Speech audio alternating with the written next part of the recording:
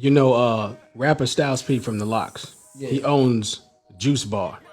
You know, he's all about his health now, right? Wow. See, we don't hear that about rappers. Right, but not too long ago, he gives service members, if you police, paramedics, nurses, whatever, you get free smoothies. So you mean to tell me he actually gives free smoothies to police officers? Yes, and niggas found that out and were furious.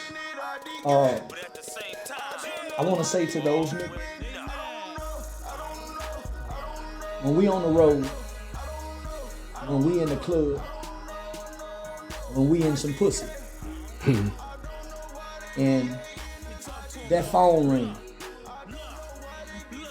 and we in some pussy, we in the club, and we miss a call. We never know if that's a call of distress from a family member, Right. who may need some help. If your family is in trouble, who do you want them to call? Your mother's house is being broken into. And most of our mothers don't have none. Most of our mothers don't know self-defense tactics. Most of our mothers don't know how to cop. Most of our mothers don't even know how to handle it. So if our mothers are in trouble, who do we want them to call? Most of us don't answer our mother's call. She called the food. Oh, shit. Mama. Who do we want our children to call? If my daughter is at home with her mother, and her mother boyfriend is jumping on her, do I want my daughter to call me? Or do I want her to call the police? Somebody help me understand this concept of our natural anti-sentiments and hate for the police. When most niggas have never even been mistreated by the police. And let me just say this. I don't know no innocent niggas in jail. I don't know one nigga who was ever wrongly arrested for something that they didn't do and was in jail and stayed in jail. Now I know there's some innocent people in jail. I'm not going to discredit them. Every nigga I know in life went to jail. Was supposed to go to jail. Fuck you mad at the police for doing their job. Is the police mad at you for selling dope? No. When the police come arrest you for killing Leroy, when he put them handcuffs on your ass, he ain't mad at you for killing that nigga you grew up with. He just doing his job. When you come out that motherfucking police car and they take you into that jail, put their gun in that slot, you go through them doors, and as they doing your paperwork, you getting booked in. Them jailers ain't done a motherfucking thing for you, nigga, to come in there tripping with them jailers. They at work. Them jailers didn't come get you. You was brought to their job, and they got to do their job. Why street niggas mad at police for doing their job? It's always been like that. The concept is, make that motherfucker do his job. So why you mad, homie? These people aren't mad at you for choosing the life of being a criminal. They just doing their job. Niggas done took getting arrested by the police personal. If you run from the police, I was always taught, if you run from the police, you got an ass whooping coming. When they catch you, they go kick your ass, nigga. I'm not gonna lie to you, man. I couldn't be a cop because that's exactly what I would do. So check this out. So this is the rules that we was taught.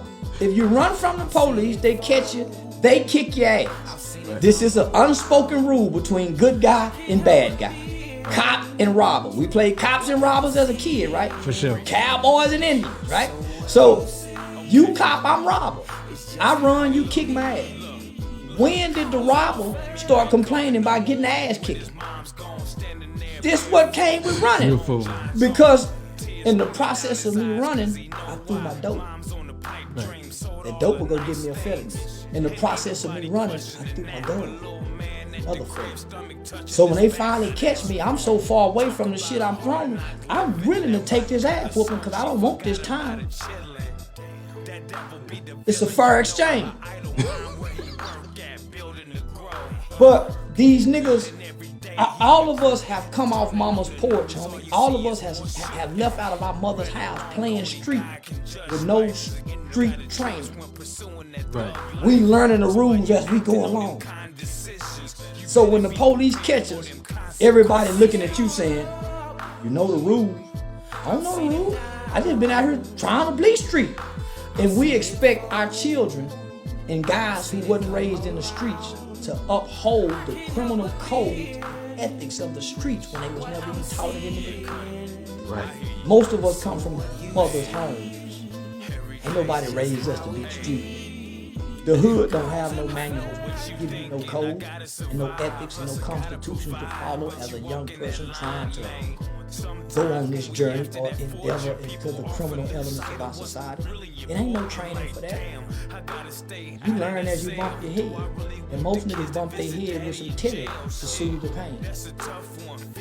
With some telly? Homie, you can't have all this spotlight out on you and get in trouble.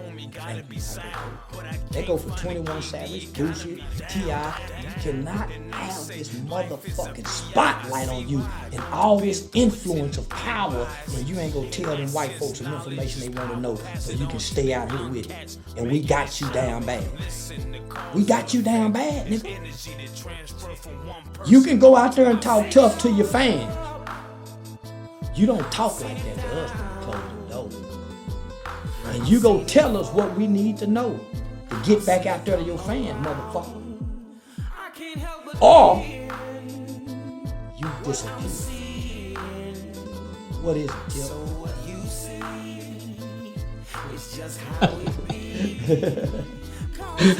Hold on, man. My son called us, so I gotta answer this call. That might be a distress call. Hold on. All right, let me step out. Well, y'all wanted him. We got him. Charleston White, everybody. I was up and down the highway trying to do it my way. To put a circle in the square, I tried to move it sideways. I do not want to do it my way, trying to do it your way. I do not want to do it my way. Yeah, my 18, 19-year-old son, he ain't misbehaving online. I seen my son posted a picture.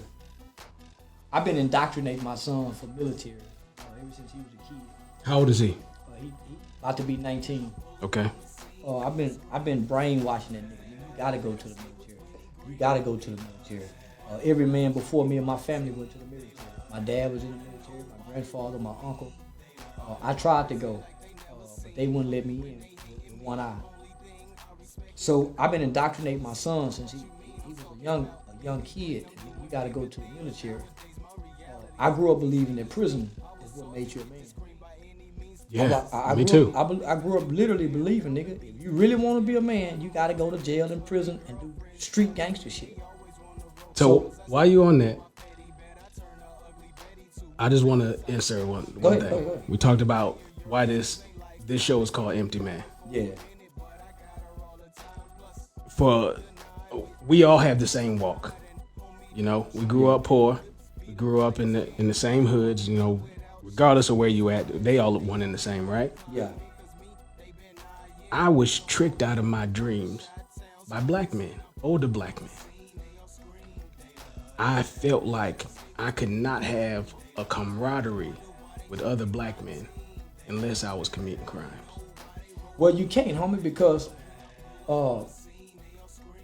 it's like a status symbol, right? Right. And some people say, man, I own 12 businesses. I'm married. I got my kids. I just sent my kids off to college.